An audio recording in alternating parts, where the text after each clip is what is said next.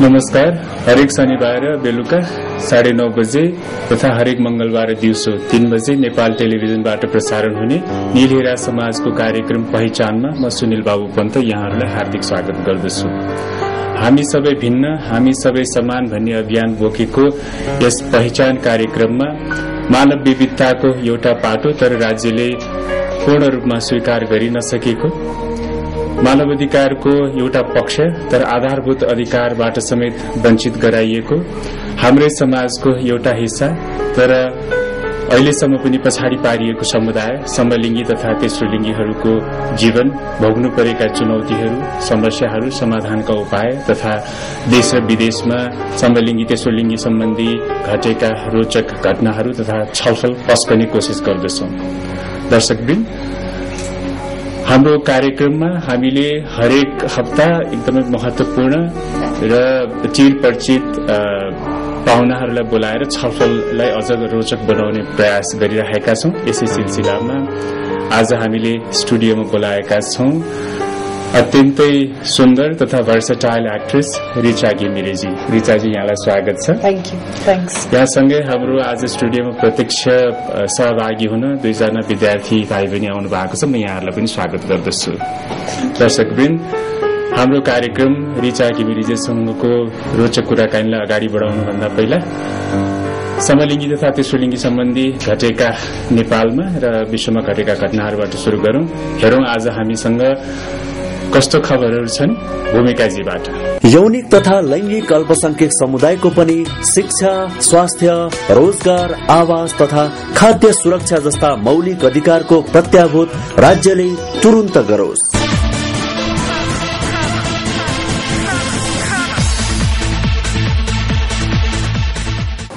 नमस्कार दर्शकवृन्द, म भूमिका श्रेष्ठ। यहाँहरू हेर्दै हुनुहुन्छ हामी सबै भिन्न, हामी सबै समान अभियान बोकेको कार्यक्रम पहिचान। अब यस कार्यक्रममा पालो भएको छ विभिन्न राष्ट्रिय तथा अन्तर्राष्ट्रिय खबर। सुरु गरौं राष्ट्रिय खबरबाट। देशमा बढ्दो ट्राफिक जामको कारणले गर्दा दिन प्रतिदिन आम जनताहरू समस्या भोग्न बाध्य भएका छन्। सोही कुरालाई ध्यानमा राखी गएको हप्ता समलिङ्गी तथा तेस्रो लिङ्गी र ट्राफिक प्रहरी बीच एक अन्तर्क्रिया कार्यक्रम सम्पन्न भयो। उक्त अन्तर्क्रिया कार्यक्रममा ट्राफिक प्रहरी निरीक्षक सीताराम हाछेतुले ट्राफिक नियमको पालना सम्बन्धी जानकारी दिनुभएको थियो। ट्राफिक नियमको समस्या र ट्राफिक जामलाई कम गर्न अब हुने ट्राफिक सप्ताहमा समलिङ्गी तथा तेस्रो लिङ्गी समुदायका साथीहरू विभिन्न स्थानमा बसी ट्राफिक नियमको बारेमा जानकारी तथा ट्राफिक नियम सम्बन्धी लिफलेट बाँड्नेछन्। अब सुनौ अन्तर्राष्ट्रिय खबर। म्याडोनाको पहिलो रसिया भ्रमणले पुरातनपन्थी क्रिस्चियनको ध्यान खिचेको छ। राष्ट्रपति पुटिनको शहरमा सो गर्ने उक्त भ्रमणमा उनले समलैङ्गिकताको वकालत गर्ने बताएकी छिन्। म सेन्ट पिटर्सबर्ग आउँदैछु गे समुदायको लागि बोल्न र उनीहरूलाई शक्ति दिन जो समाजमा अपहरित छन्। उनले इमेलमा भनेकी छिन्, म स्वतन्त्रता सेनानी हुँ। मार्च 7 मा सेन्ट पिटर्सबर्गको गभर्नरले जारी कानूनले एलजीबीटीआईलाई समाजमा समान रूपले हेर्न थालिएको कुरा बताएका छन्। समलैङ्गिकता पहिला गैर कानूनी थिएन र यसलाई 1993 सम्म अपराधीकरण गरेको थिएन। ह्युमन राइट्स वाचका अनुसार 193 मध्ये 76 देशले समलैङ्गिकतालाई मान्यता दिएका छन्। इरान लगायत 5वटा मुलुकमा अझै पनि मृत्युदण्डका प्रावधानद्वारा समलैङ्गिकतालाई गैर कानूनी बनाएको जानकारी उक्त संस्थाले दिएको छ। धन्यवाद। आजको यस राष्ट्रिय तथा अन्तर्राष्ट्रिय खबरहरू यही सकिन्छ। बाँकी कार्यक्रम सुनिलजीबाट। धन्यवाद भूमिकाजी। यो छोटो समलिङ्गी तथा तेस्रो लिङ्गी सम्बन्धी देश र विदेशमा घटेका घटनाहरू सँगै हामी सानो विश्राम लिँदैछौँ। कतै नजानुहोला, स्टे ट्युन्ड। राज्यले तेस्रो लिङ्गी नागरिकलाई नागरिकता सहित पहिचानको सम्मान गरोस्।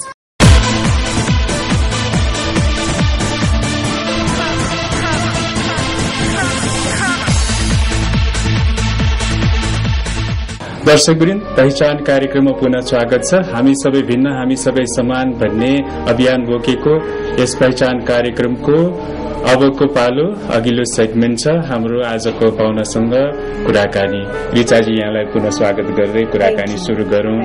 अब यहाँले Nepali film, Bhojpuri film, Hindi film पनि खेलिसक्नु भएको छ।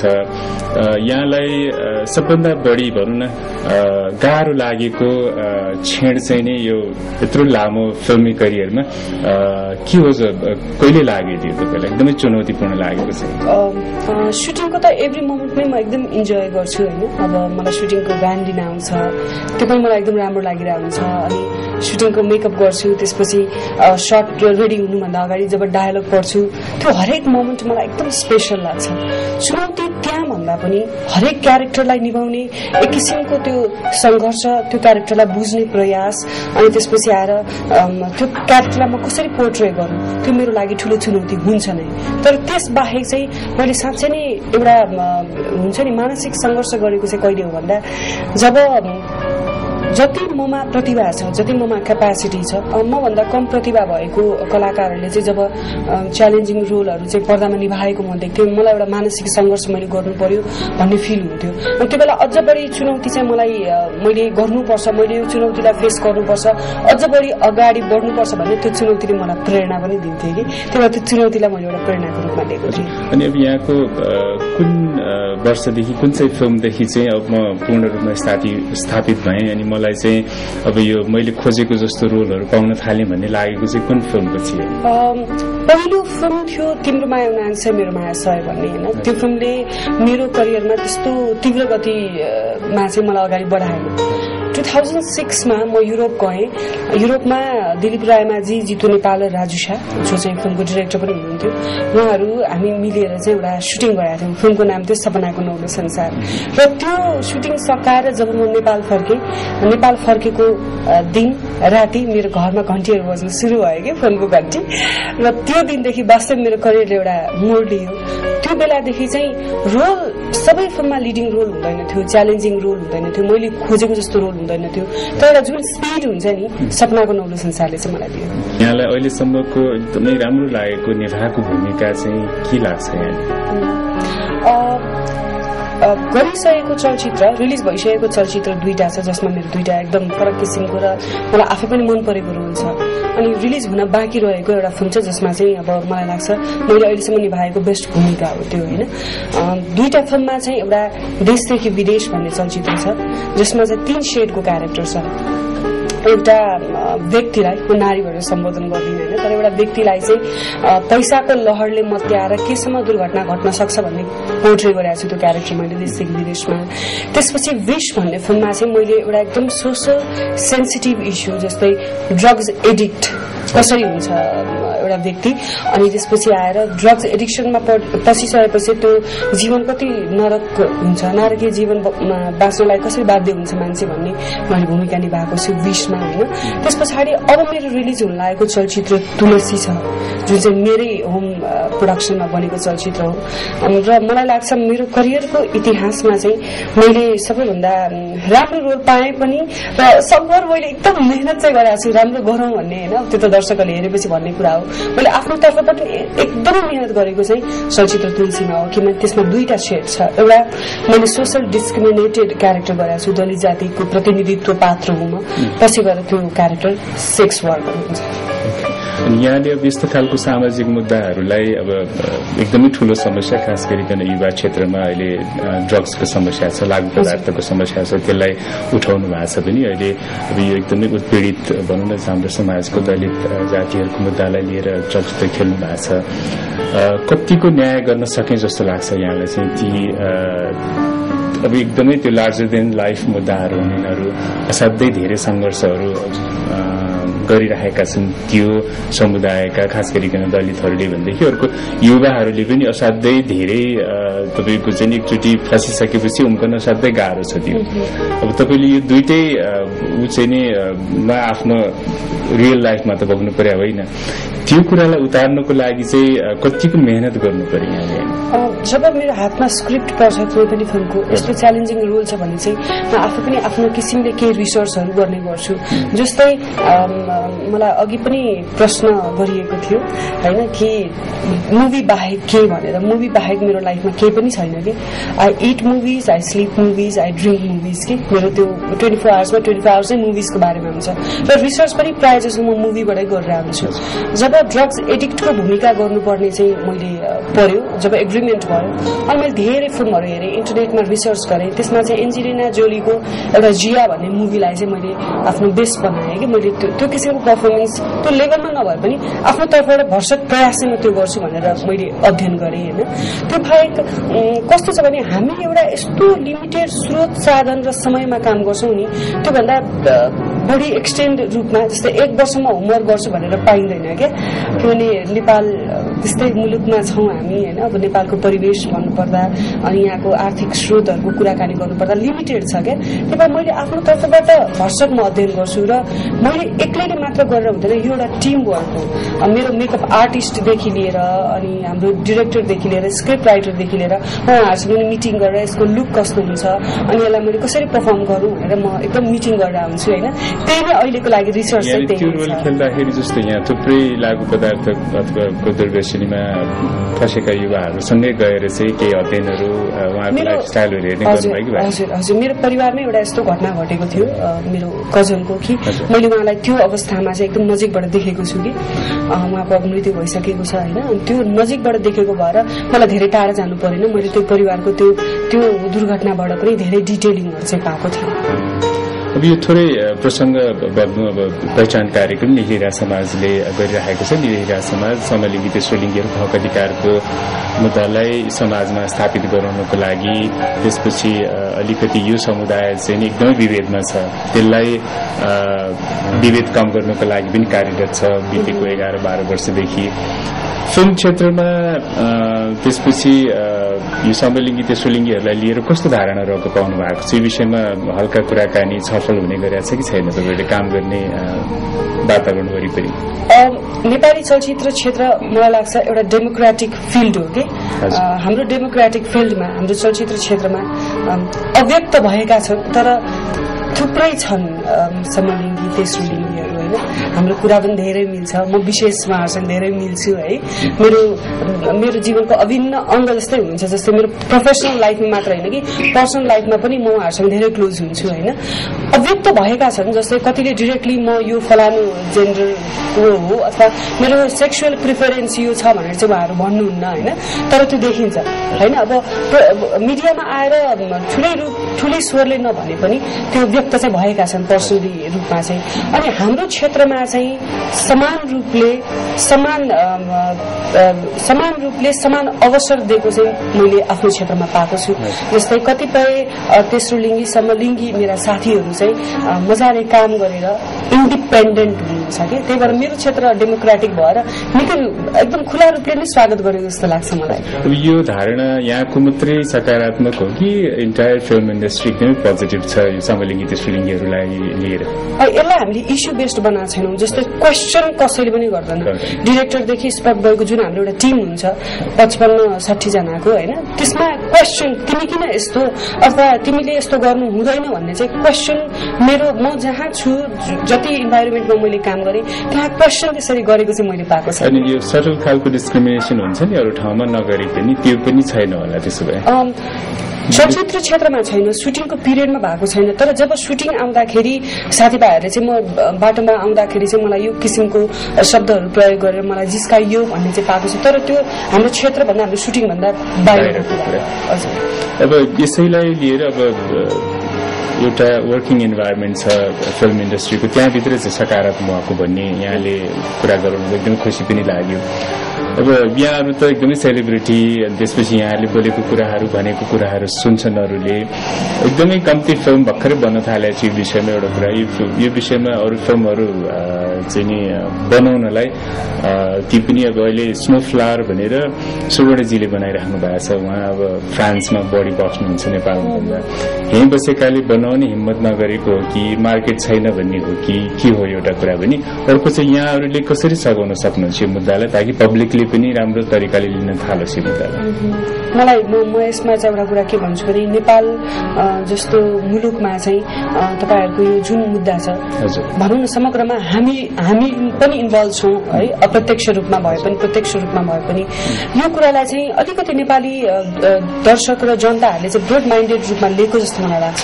किन नेपाल त एकदम सानो देश हो, त्यसमाथि हामी गरिब मुलुक भनेर नै गनिन्छ हामीलाई होइन। अनि सकारात्मक अनि डे बाई डे त्यो कुरालाई त्यति धेरै ठूलो रूपमा चाहिँ इस्यु नबनाएको जस्तो लाग्छ कि मलाई। र अर्को कुरा हाम्रो चलचित्रहरूमा नेपाली चलचित्रहरूमा सानो रोल चाहे त्यो 5 सीनको रोल होस् चाहे 1 सीनको रोल भए पनि पोर्ट्रेट चाहिँ भइ नै रहेछ। जस्तै मैले 10 वर्ष अगाडिको एउटा चलचित्र हेरेको थिएँ, त्यो चलचित्रमा विष्णु सापकोटा हाम्रो कलाकारले चाहिँ एउटा तेस्रो लिङ्गीको क्यारेक्टर निभाउनु भएको थियो।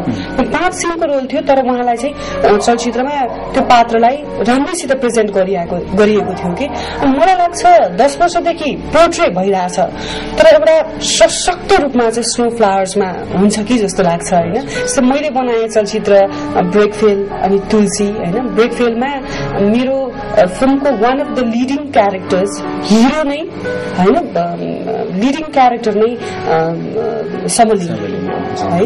अब मैले आफ्नो फिल्ममा पनि एकदमै मजाले महत्वका साथ किन समाजको अभिन्न पाटो बनिसकेको छ, हामीले स्वीकार्नै पर्छ, हामीले स्वागत गर्नै पर्छ यो कुरालाई भनेर हाम्रो स्क्रिप्टिङदेखि त्यसमा हामीले मेहनत गरेका थियौँ। र तुलसीमा पनि सेक्स वर्कर महिला मात्र होइन तेस्रो लिङ्गी पनि छ भनेर चाहिँ हामीले पोर्ट्रे गरेका छौँ। भनेपछि हाम्रो तर्फबाट चाहिँ अब चलचित्र क्षेत्रमा हामीले आफ्नो तर्फबाट जति गर्न सक्छौँ यो अभिन्न पाटो हो भनेर यसलाई बिर्सेका चाहिँ छैनौँ। हजुर, थ्याङ्क यू। अब अलिकति यहाँको यो भोजपुरी फिल्मको पनि अनुभव सुनौँ अनि खास गरी हिन्दी फिल्म पनि एउटा लभ इन नेपालमा खेल्नु भएको छ यहाँले, त्यो अनुभव कस्तो रह्यो? हिन्दी फिल्म चाहिँ अब त्यो फिल्मको अब के कुरा गर्ने, धेरै कुराहरू हामीले चाहिँ बलिउडबाट सिक्नुपर्छ होइन, किनभने एकदम टु मच प्रोफेसनल छन् उहाँहरूको मेकअपदेखि लिएर ड्रेसदेखि लिएर भोलि डायलग के बोल्ने, कति बजी काम गर्ने, कति बजी के गर्ने, सबै सेड्युल बनिसकेका हुन्छ। हाम्रो जस्तै हाम्रो मैले अघि भने हामी सीमित स्रोत साधनमा काम गर्छौँ, कहिलेकाहीँ वेदरले धोका दियो भने हामी आउटडोरमा काम गरेर मान्छेलाई त्यो स्टप गरेर हामी इन्डोरमा आउँछौँ, तर बलिउडमा त्यस्तो हुँदैन रहेछ है। लभ इन नेपालमा त्यस्तो हुँदैन थियो। भोलि के ड्रेस लाउने, मेकअप के गर्ने भन्ने कुरा चाहिँ 3 दिन अगाडि डिरेक्टरले पहिला सबै रिहर्सल जस्तो हेरेर ओके गरिसकेपछि 3 दिन पछाडि त्यो काम नै हुन्थ्यो। यदि हुन सक्ने कन्डिसन भएन भने त्यो अर्को दिन हुन्थ्यो, त्यो दिन सुटिङै क्यान्सल हुन्थ्यो कि। अब त्यो कुराहरू हामीले सिक्नु पनि पर्छ तर त्यो कुराहरूले यहाँ लागू गर्न अलिक गाह्रो नै होला, अलिक समय लाग्ला, किनभने बलिउड फिल्मको र नेपाली फिल्मको मार्केट त त्यो कम्पेरिजनै गर्न मिल्दैन, त्यति वाइडर छ बलिउडको मार्केट होइन। सिक्नुपर्ने के कुरा छ भने प्रोफेसनलिजम अनि आफ्नो पेशालाई सम्मान गर्ने तरिका र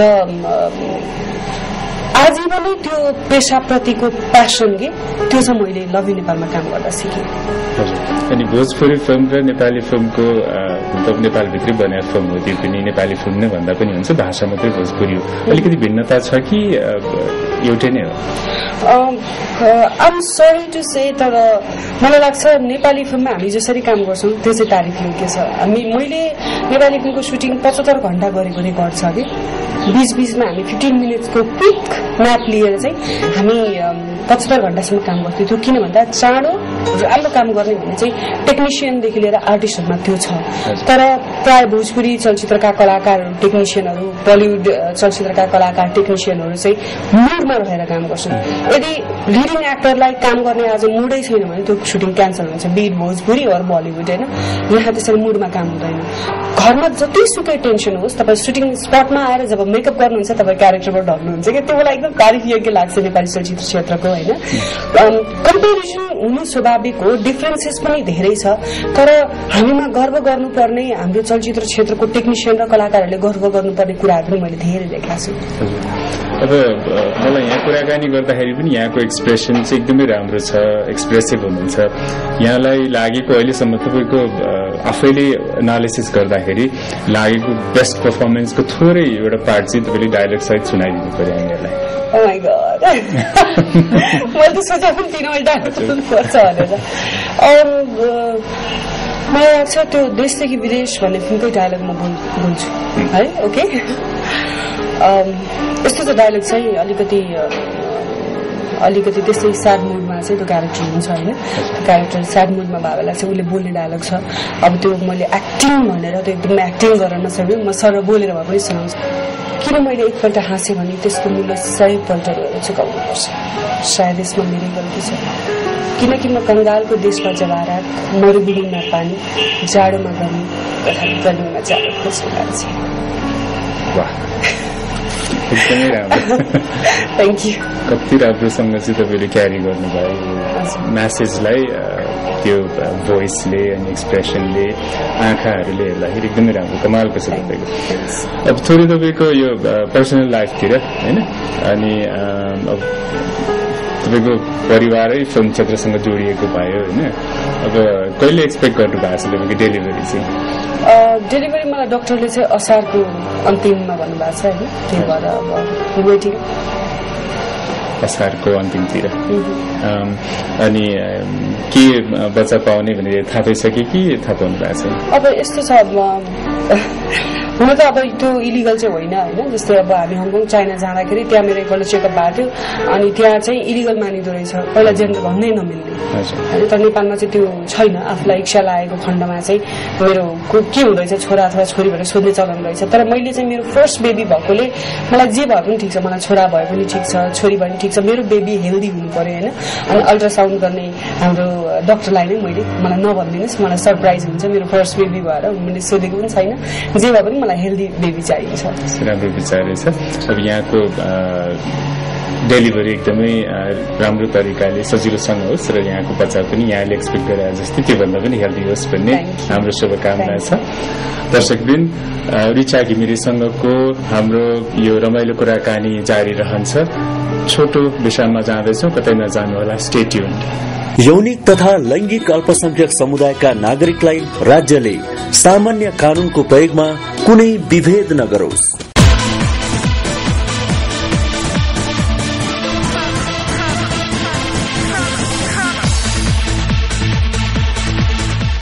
हामी सबै भिन्न हामी सबै समान भन्ने अभियान बोकेको यस कार्यक्रमको अघिल्लो सेगमेन्ट छ। हाम्रो आजका पाहुना रिचा घिमिरेसँग प्रत्यक्ष सहभागीहरूको कुराकानी। आज हाम्रो स्टुडियोमा दुईजना विद्यार्थी भाइ बहिनी आउनु भएको छ। म यहाँहरूलाई अनुरोध गर्दछु आफ्नो परिचय सहित आफ्नो प्रश्न राखिदिनु होला। नमस्कार, मेरो नाम छाया हो। तपाईँले चाहिँ होइन तपाईँको परिवारमा अब आउँदो परिवारमा चाहिँ तपाईँले कुनै तपाईँको सदस्य चाहिँ फ्यामिली सदस्य चाहिँ एलजिबिटी सम्बन्धी कोही जन्मिनुभयो भने चाहिँ त्यसलाई चाहिँ तपाईँले कुन रूपमा हेर्नुहुन्छ? फर्स्टमा त आफ्नो परिवारमा कसैले पनि कन्ट्रोभर्सियल कम्प्लिकेसन चाहँदैन होइन। तर इनकेस त्यो कुरालाई फेस गर्नु पर्यो भने पनि हामी जस्तो मैले अघि पनि भने हाम्रो क्षेत्र डेमोक्रेटिक फिल्ड हो होइन। हामी जस्तो पढे लेखेको मान्छे र हामी एकदम हरेक दिन नयाँ नयाँ भिन्न भिन्न मान्छेहरूलाई भेट्ने मान्छेहरूले चाहिँ संकीर्ण सोचाइ त राख्नु भएन। जे छ त्यो कुरालाई फेस गर्न सक्नु पर्यो। त्यही भएर आगामी दिनहरूमा चाहिँ यदि परिवारको कुनै पनि सदस्य मैले समलिङ्गी अथवा तेस्रो लिङ्गी भेटेँ भने चाहिँ मलाई लाग्छ म अझ बढी सशक्त रूपमा त्यसलाई अगाडि बढ्नको लागि प्रेरित चाहिँ गरिँदै रहन्छु। म शिक्षामा पनि त्यत्तिकै जोड दिन्छु होइन। र आफ्नो कुराहरूलाई चाहिँ लुकाएर हिम भावनाले ग्रस्त भएर बस्न चाहिँ म कहिले पनि सल्लाह दिन्न।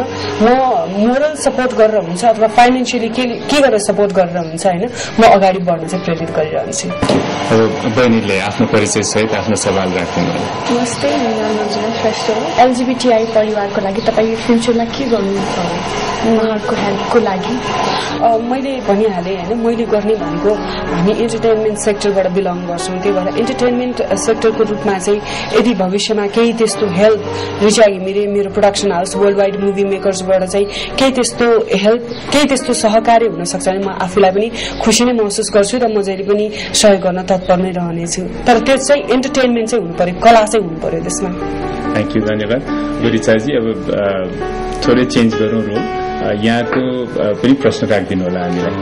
मैले अघि पनि हाम्रो साथीहरूसँग कुरा गरेका थिएँ होइन। मलाई चाहिँ के लाग्यो भने यो तपाईँहरूको जुन एउटा अभियान छ त्यो अभियान तपाईँहरूले सोच्नु भएको भन्दा पनि तीव्र गतिले अगाडि बढेको मैले पाएको छु। किनभने विभिन्न मिडियामा जुन यो किसिमको कभरेज भइरहेछ तपाईँ अब आफै पनि एउटा सभासद हुनुहुन्छ होइन। हाम्रो कुरा सुनिएको छैन।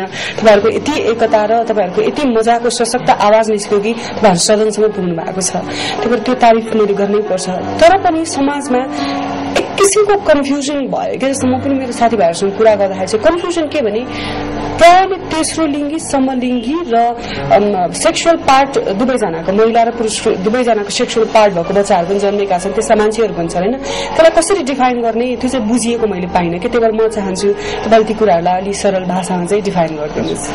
ऋचाजी, प्रश्नको लागि धन्यवाद, थ्याङ्क यू सो मच। अब यो धेरैमा कन्फ्युजन हुने विषय हो, किनभने हामीलाई पहिलादेखि नै सिकाइएको, स्कुलमा पनि हेर्दाखेरि अब छोरा र छोरी मात्रै हुन्छ भन्नेबाट सुरु हुन्छ। त्यहाँदेखि नै तपाईँको यो समलिङ्गी, तेस्रो लिङ्गी अनि अन्तर्लिङ्गी भनेर भन्छौँ, इन्टरसेक्सको कुरा जुन यहाँले ल्याउनु भयो, यिनीहरूको विषयमा सवालमा चाहिँ शिक्षा क्षेत्रदेखि समाजले चाहिँ राम्रो एजुकेसन दिँदैन, सकेसम्म यो विषयमा बोल्नु हुँदैन भन्छ अनि एकदमै नराम्रो तरिकाले गाली गलोज गर्ने बेलामा मात्रै प्रकट हुने गरे हुन्छ। त्यसकारण अब पहिला चाहिँ हाम्रो थोरै संख्यामा भए पनि छोरा र छोरीको दुवैको यौन अङ्ग भएको बच्चाहरू जन्मिन्छ। त्यसलाई इन्टरसेक्स भनेर भन्छन् अङ्ग्रेजीमा, अन्तर्लिङ्गी भनेर भनिन्छ र उहाँहरूको जन्म दर्ता पनि हुँदैन, त्यति बेलादेखि विभेद सुरु हुन्छ। त्यसलाई चाहिँ इन्टरसेक्स भनेर भन्छौँ, अन्तर्लिङ्गी भनेर भन्छौँ हामीले। अनि त्यसपछि तपाईँको अब अनि छोरा र छोरी जन्मिन्छ अनि त्यसपछि अन्तर्लिङ्गी, 3 थरी बच्चाहरू जन्मिन्छन् हामीहरूको। र छोरा जन्मिएको तपाईँको चाहिँ अनि समाजले एक खालको जेन्डर रोल भन्छ नि, हामी छोराले खेल्नुपर्ने भूमिका अपेक्षा गरे हुन्छ र अधिकांश 79% जति चाहिँ नि एउटा पुरुषकै रूपमा हुर्किने, सानैदेखि त्यही रूपमा आफूलाई प्रस्तुत गर्ने गर्छन् भने करिब 1% चाहिँ तपाईँको छोरा जन्मिए पनि छोरीको हावभावको, छोरीको रूपमा प्रस्तुत गर्ने गर्छन्। त्यस्तोलाई हामी तेस्रो लिङ्गी भनेर भन्छौँ, थर्ड जेन्डर भनेर।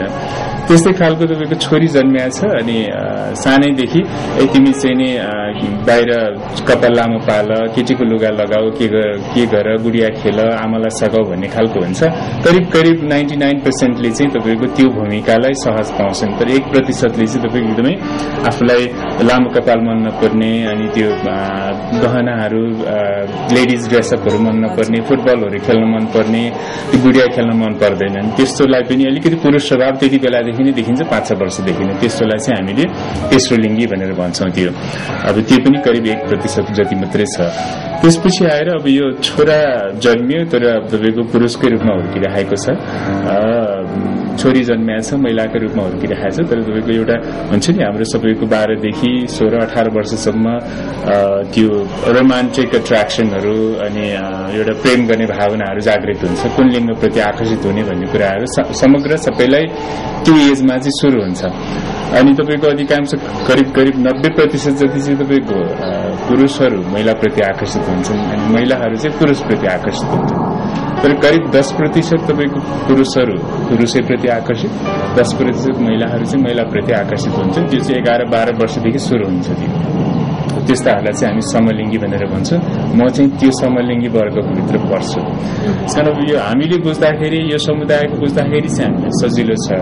हाम्रो बिचमा भएको डिफाइन गर्नको लागि अन्तर्लिङ्गीको हो, तेस्रो लिङ्गीको हो, समलिङ्गीको हो, अनि त्यसपछि महिला र पुरुष त्यो पनि विपरीत लिङ्गीको हुन् भनेर भन्नको लागि। जस्तो यहाँ चाहिँ महिला हुनुभयो, विपरीत लिङ्गी महिला हुनुभयो होइन, म पुरुष भएँ, म समलिङ्गी पुरुष भएँ भनेपछि त्यो हामीलाई बुझ्न सजिलो छ। तर समाजले यो विषयमा धेरै आफूले नभोगेको र कसैले चिन्ता गर्नु नपरेको, औलो नठडाइदिएको, जस्तो मलाई चाहिँ नि पुरुषप्रति किन आकर्षित भएको, महिलाप्रति हुनुपर्ने हो भन्ने हिसाबले मेरो पनि 12-13 वर्षदेखिको चाहिँ त्यो अप्रत्यक्ष रूपमा प्रत्यक्ष रूपमा समाजले औँला उठाउने गरेको छ। त्यसले गर्दा हामीले धेरै यो विषयमा जान्नै बुझ्नै पर्ने बाध्यता छ। तर यहाँलाई चाहिँ विपरीत लिङ्गी किन भएको, महिला नै किन भयो भनेर कसैले पनि प्रश्न उठाएन। त्यसकारण अब तपाईँको कारण चाहिँ समग्रमा सबैको एउटै हो, हाम्रो जेनेटिक लिङ्क देखिन्छ यसमा। अनि हामी गर्भ हुँदादेखि नै अथवा तपाईँको चाहिँ जन्मिँदाखेरि नै लिएर आएका हुन्छौँ यो गुणहरू। यहाँहरूले कहिले पनि प्रश्न गर्नु पर्दैन म चाहिँ महिला किन भएँ जुन समाजले अपेक्षा गरेकै जस्तो, अनि ममा विपरीत लिङ्गी आकर्षणै किन आयो भनेर कसैले पनि प्रश्न गरेन, यहाँले पनि गर्नु भएन। हामीलाई चाहिँ प्रश्न गर्नुपर्ने बाध्यता छ।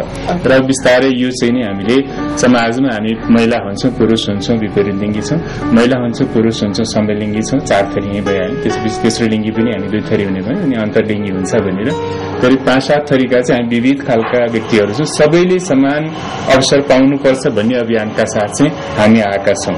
ऋचाजीको यो सवालले दर्शकवृन्दहरूलाई समलिङ्गी तेस्रो लिङ्गीको विषयमा बुझ्नको लागि असाध्यै मद्दत गरेको छ। हाम्रो रोचक कुराकानी जारी रहनेछ। छोटो विश्राम, स्टे ट्युन्ड। यौनिक तथा लैंगिक अल्पसंख्यक समुदाय नेपालका सामान्य नागरिक हुन्। यिनीहरूलाई सामान्य रूपमा स्वीकार्न सिकौं।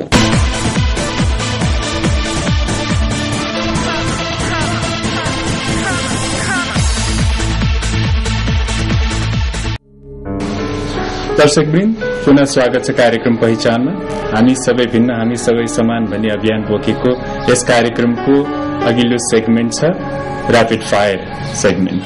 रिचाजी, म यहाँलाई प्रश्न गर्छु, यहाँले चाहिँ एकदमै समय नलगाइकन मिठो जवाफ दिनुहोला भन्ने अपेक्षा गरेका छौँ। Okay, I'll try my best. Okay, यहाँको राशिफल मेष। तपाईलाई एकदमै मनपर्ने खाना चाहिँ के हो? South Indian. नेपाली फिल्म इन्डस्ट्रीबाट हामीले दिमाग चाट्ने भन्छौँ नि, कसैको दिमाग चाट्नु पर्यो भने कसलाई छाड्नुहुन्छ? नेपाली फिल्म इन्डस्ट्रीबाट। अरूले त पिटिहाल्छन्, गाली गरिहाल्छन् होइन, आफ्नै श्रीमानको टाउ खानु पर्ला नि। कुन चाहिँ यस्तो कथा, यस्तो फिल्म बन्दी हुन्थ्यो भन्ने लागेको छ जसमा तपाईँ चाहिँ लिड रोल खेल्न चाहनुहुन्छ? मलाई लाग्छ शैलजा आचार्यको जीवनीमा कुनै फिल्म बन्यो भने चाहिँ म त्यो रोल निभाउन चाहन्छु। हजुर, यहाँलाई एकदमै मनपर्ने टेलिभिजन सो? नेपालमा पनि छ होइन, तर म अब आफूलाई एकदमै मनपर्ने भएकोले मलाई प्लानेट्स फनिएस्ट भिडियोज हुन्छ नि जुन, मलाई त्यो एकदम मनपर्छ। पहिल्यै अहिलेसम्म बोलेको एकदम रमाइलो खालको झुट भन्नु पर्यो भने के भन्नुहुन्छ? म स्कुलमा पढ्थेँ अनि मेरो बेस्ट फ्रेन्ड उषा थापा होइन, अनि उसलाई मैले जे भने पनि उसले पत्याउने कि। अनि स्कुलमा पढ्दाखेरि त्यो एउटा हिन्दी गीत थियो तुम्मीले दिल खिले भन्ने, मनिषा कोइरालाले अभिनय गर्नुभएको थियो क्रिमिनल भन्ने मुभीको। अनि उसलाई मैले जस्तो स्टुपिड कुरा गर्दा पनि उसले विश्वास गर्थेँ कि, त्यही भएर मैले चाहिँ त्यो तुम्मीले दिल खिले भन्ने गीत मैले लेखेको हो होइन। अनि अनु मलिकले चाहिँ मलाई साइनिङ अमाउन्ट पठाउनु भएको छ 500 रुपियाँ भनेर देखाउँदा पनि उसले पत्याएकी थिएँ कि। अनि पछि आएर ठुलो भएपछि चाहिँ मैले त्यस्तो कुरा भन्दा पनि किन पत्यायो भने खास मैले पत्याएको थिइनँ, तर नबोलेको मात्र हो भन्ने मलाई त्यो सबै झुट लाग्थ्यो क्या। उसलाई बेवकुफ गरेर चाहिँ विभिन्न किसिमको झुटहरू बोल्थेँ होइन। अनि मलाई त्यही नै अहिले सम्झिँदाखेरि चाहिँ स्विट लाग्छ। What makes you cry? कसैले मेरो चित्त दुख्ने कुरा गर्यो भने चाहिँ इजिली म एकदम रुने मान्छे, जति चाँडो हाँस्छु त्यति चाँडो। कस्तो कुराले चित्त दुख्छ यहाँ? विशेष चाहिँ प्रोफेसनली भन्दा पनि पर्सनली भनौँ न, पर्सनली केही कुराहरू जस्तो भयो चाहिँ रुन्छु। हजुर, यहाँको अब यो एक्टिङ बाहेक अरू केमा चाहिँ नि कुरामा यहाँको प्यासन छ अनि ट्यालेन्ट केमा छ? प्यासन घरको काम भनेर एक्ज्याक्ट त्यो किचनको काम गर्ने होइन कि, मलाई इन्टेरियरमा एकदम सोख छ। घरलाई सफा राख्न मन लाग्छ होइन। म सुपरभाइज पनि त्यसरी नै गर्छु आफ्नो सहयोगीहरूसँग, सहयोगीहरूलाई धेरै कुरा सिकाउँछु पनि। त्यसमा प्यासन छ, धेरै कुराहरूमा छ। जस्तै मलाई पढ्न एकदम मनपर्छ, बिहान उठ्ने बित्तिकै पढ्ने बानी छ, चाहे त्यो उपन्यास होस्, चाहे त्यो पत्रिका होस्, चाहे त्यो पात्र नै किन नहोस् म पढ्छु। अर्को ट्यालेन्ट चाहिँ धेरैलाई थाहा नहुन सक्छ, तर म राम्रो लेख्न पनि सक्छु। हजुर, यहाँले राम्रो गीत पनि गाउनुहुन्छ अरे, 2 लाइन गाइदिनुहोस् त यहाँको favourite song. Oh my God. Favourite song okay. कोपिला झै कुमल सुकुमारी थिए, तिमी बासमा बन्दै ममा भुल्न आयो, अब यो के हैन प्यारो लाग्यो बन्धन, तिमी नै जीवन, तिमी नै धड्कन, म अब आफैलाई भुल्न थाले नि, के भो लौलानी।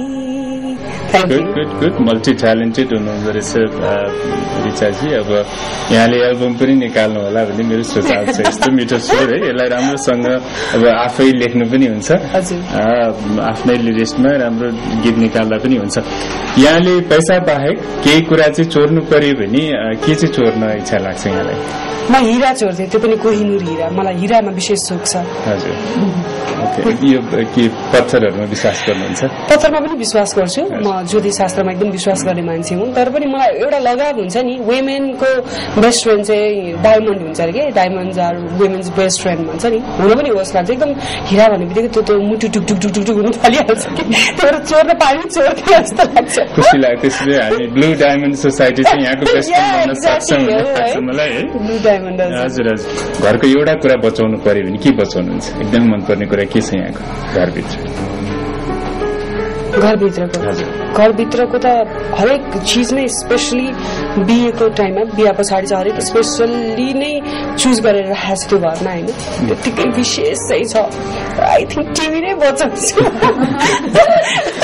किनभने एकदम फेभरेट पास टाइम हो होइन घरमा अरू मैले टिभी नै नहेरे भने टिभी चाहिँ अन हुनुपर्छ कि त्यति क्रेजी छु म राति सुत्दाखेरि मेरो 5 मिनटको लागि किन्नुहोस् मलाई फिल्म हेर्नै पर्छ एउटा अरू कुरा जे हो बोरिङ हुँदैन नि लाइफ टिभी भएन भने नेपालको कुन चाहिँ इतिहास चाहिँ नभइदियो भने त्यो चेन्ज गर्न चाहनुहुन्छ यहाँले यदि यहाँको त्यस्तो क्षमता भएको भए अफकोर्स राज परिवारको हत्याकाण्ड त्यो चाहिँ अब सबभन्दा दुःखदायी नै हो हरेक नेपालीले भुल्नै सक्दैन त्यो घटना नघटेको भए लाग्छ अनि नेपालको कुन चाहिँ इतिहासमा यदि पास्टमा फर्किन सक्ने भए कुन चाहिँ एउटा सुन्दर इतिहासमा म पनि हुन पाएँ हुन्थ्यो भन्ने लाग्छ मलाई जङ्गबहादुरको हिरोइक क्यारेक्टर एकदम मनपर्छ है त्यो इरामा जन्मेको भए त्यो बेलाको ड्रेसअप जुन छ ज्वेलरी जुन छ त्यो बेलाको त्यो हुन्छ नि दरबारको त्यो जुन कुदिएका त्यो मूर्तिहरू त्यसपछि त्यसको स्ट्रक्चर मलाई सबै एकदम ल्याभिस लाग्छ कि म जङ्गबहादुरको टाइममा चाहिँ जन्मेर हुन्थ्यो जस्तो लाग्छ मलाई यहाँले अहिलेसम्म धेरै सामानहरू किन्नु भएको होला एकदम पछुतो लागेको चाहिँ केमा छ किनेर पछुतो लागेको छ धेरै कुराहरू छ जस्तै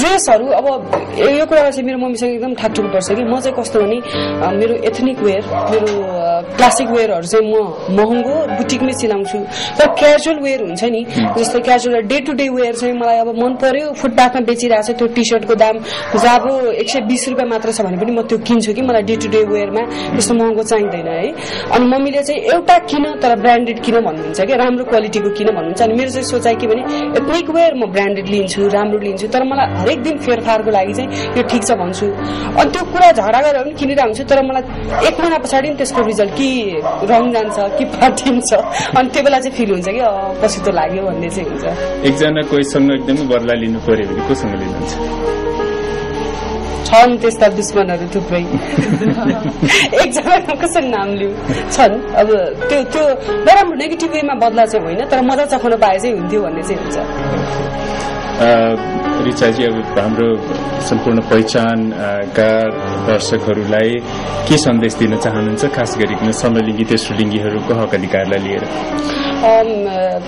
समलिङ्गी तेस्रो लिङ्गीको हक अधिकारको लागि त मैले भन्दा अब ब्लू डायमन्ड सोसाइटीको धेरै त्यस्ता प्रोग्रामहरूले स्टेज सोज होस् चाहे टेलिभिजन सोज होस् धेरै कुराहरू त उजागर गरि नै रहेको छ तर म एउटा समाजको अभिन्न अङ्ग त्यसमाथि एउटा कलाकार भएको नाताले के भन्छु भने धेरैको सोचाइ यसलाई विकृति मान्ने छ होइन यो विकृति होइन यसलाई खुला रूपले स्वागत गर्नै पर्छ किनभने यदि यो विकृति भइदिएको भए सर्टेन समयको लागि हुन्थ्यो आफसे आफ बिलाएर जान्थ्यो होइन यो त एकत्रित रूपमा अझ बढी सशक्त रूपमा अझ बढी मानिसहरूको चाहिँ इन्भल्भ भइरहेछ त्यही भएर यसलाई सपोर्ट गरौँ हामीले सक्छौँ भने यसलाई एकदम माया गरेर सपोर्ट गरौँ सक्दैनौँ भने घृणा पनि नगर्ने म त्यही भन्न चाहन्छु थ्याङ्क यू रिचाजी अब यहाँले भने जस्तै अब यो विकृति पनि होइन लहर पनि होइन हाम्रो रामायण महाभारतदेखि शिखण्डीको कथा बृहन्नलाको कथा अर्धनारीश्वरको पूजा गर्छौँ हामीहरूले विष्णुको मोहिनी रूपको कुरा गर्छौँ यो हरेक सदीमा मानव सभ्यता सुरु भएदेखि नै